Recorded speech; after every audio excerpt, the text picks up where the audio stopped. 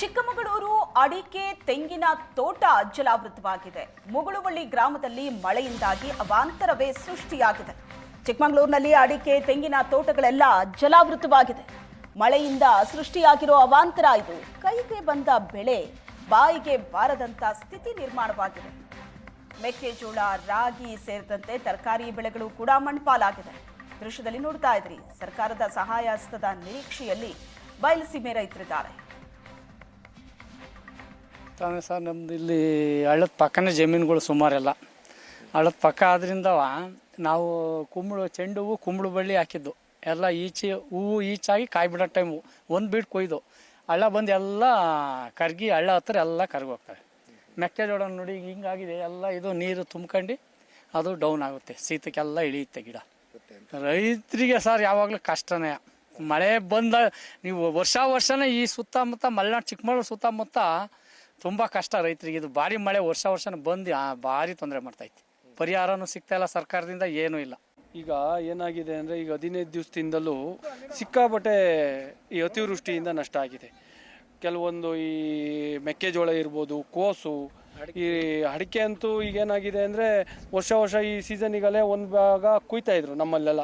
ಈಗೇನಾಗಿದೆ ಅಂದರೆ ಅವು ದಪ್ಪನೇ ಆಗ್ತಾಯಿಲ್ಲ, ಒಂದು ಶೀತಕ್ಕೆ ದಪ್ಪ ಆಗಿಲ್ಲ, ಎಲ್ಲ ಕೆಳಗೆ ಉದುರಿದೆ. ಎಲ್ಲ ಮರದಲ್ಲೂ ಸುಮಾರು 5ರಿಂದ 6 kg ಅಷ್ಟು ಅಡಿಕೆ ಉದುರಿದೆ. ಸುಮಾರು ಪುದೀನ ಇರ್ಬೋದು, ಒಂದು 2-3 ಜನದ ಪುದೀನ ಇವತ್ತಿನ ರೇಟಲ್ಲಿ ಒಬ್ಬೊಬ್ಬರಿಗೆ ಒಂದು 5-5 ಲಕ್ಷ ಆಗ್ತಕ್ಕಂಥ ಒಂದು ಪುದೀನ ಆಲ್ರೆಡಿ ಬೆಳೆ ಕೈಗೆ ಬಂದಿರತಕ್ಕಂಥದ್ದು. ಆ ಪುದೀನ ಮೇಲೆ 1 ಅಡಿ ನೀರು 3-4 ದಿವಸದಿಂದ ಆಲ್ರೆಡಿ ಮಾಗಡಿಲಿ ಹೋಗ್ತಾ ಇದೆ.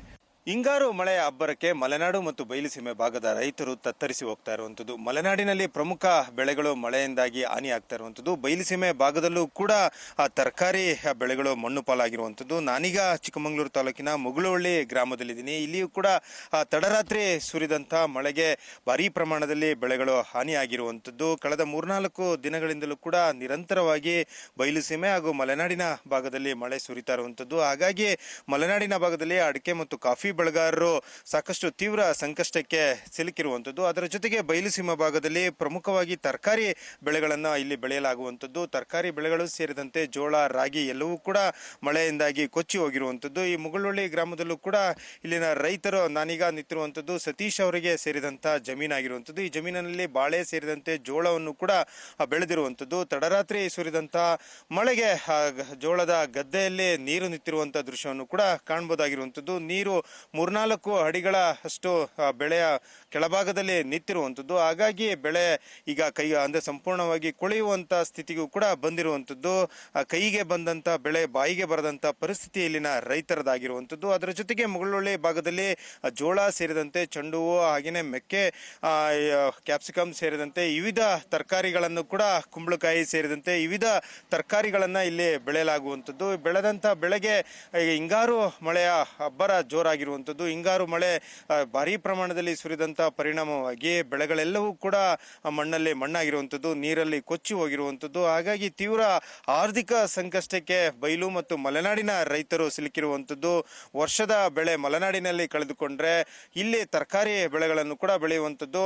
ಮುಂಗಾರು ಮಳೆಯು ಕೂಡ ಬಯಲುಸೀಮೆ ಭಾಗದಲ್ಲೂ ಕೂಡ ಅತಿ ಹೆಚ್ಚಿನ ಪ್ರಮಾಣದಲ್ಲಿ ಸುರಿದು ಈಗ ಹಿಂಗಾರಿನ ಮಳೆಯು ಕೂಡ ಆರ್ಭಟಿಸ್ತಿರುವಂಥದ್ದು. ಹಾಗಾಗಿ ಭಾರೀ ಪ್ರಮಾಣದಲ್ಲಿ ಸಕರೆಪಟ್ಟಣ, ಹಾಗೆಯೇ ಅಜ್ಜಂಪುರ ಎಲ್ಲ ಭಾಗದಲ್ಲೂ ಕೂಡ ಮಳೆ ಸುರಿದಿರುವಂಥದ್ದು. ಈರುಳ್ಳಿ ಸೇರಿದಂತೆ ಎಲ್ಲ ತರಕಾರಿ ಬೆಳೆಗಳು ಕೂಡ ನೀರಾಗಿರುವಂಥದ್ದು. ರೈತರು ಈಗ ತೀವ್ರ ಸಂಕಷ್ಟಕ್ಕೆ ಸಿಲುಕಿರುವಂಥದ್ದು. ಸರ್ಕಾರದ ಸಹಾಯದ ನಿರೀಕ್ಷೆಯಲ್ಲಿನೇ ಇಲ್ಲಿನ ರೈತರು ಇರುವಂಥದ್ದು. ಪ್ರತಿ ವರ್ಷವೂ ಕೂಡ ಒಂದಲ್ಲ ಒಂದು ಪರಿಸ್ಥಿತಿಯು ಕೂಡ ಇಲ್ಲಿನ ರೈತರಿಗೆ ಸಾಕಷ್ಟೊಂದು ಆರ್ಥಿಕ ಹೊಡೆತವನ್ನು ಕೂಡ ಕೊಡ್ತಾ ಇರುವಂಥದ್ದು. ಈ ವರ್ಷ ಹಿಂಗಾರಿನ ಮಳೆ ಭಾರೀ ಪ್ರಮಾಣದಲ್ಲಿ ಸುರಿದಂಥ ಪರಿಣಾಮವಾಗಿ ಬಯಲುಸೀಮೆ ಭಾಗದ ರೈತರು ತತ್ತರಿಸಿ ಹೋಗಿರುವಂಥದ್ದು. ಚಿಕ್ಕಮಗಳೂರಿನ ಕ್ಯಾಮರಾಮನ್ ಶ್ರೀಕಾಂತ್ ಜೊತೆಗೆ ಆಲ್ದೂರ್ ಕಿರಣ್, ಏಷ್ಯಾನೆಟ್ ಸುವರ್ಣ ನ್ಯೂಸ್.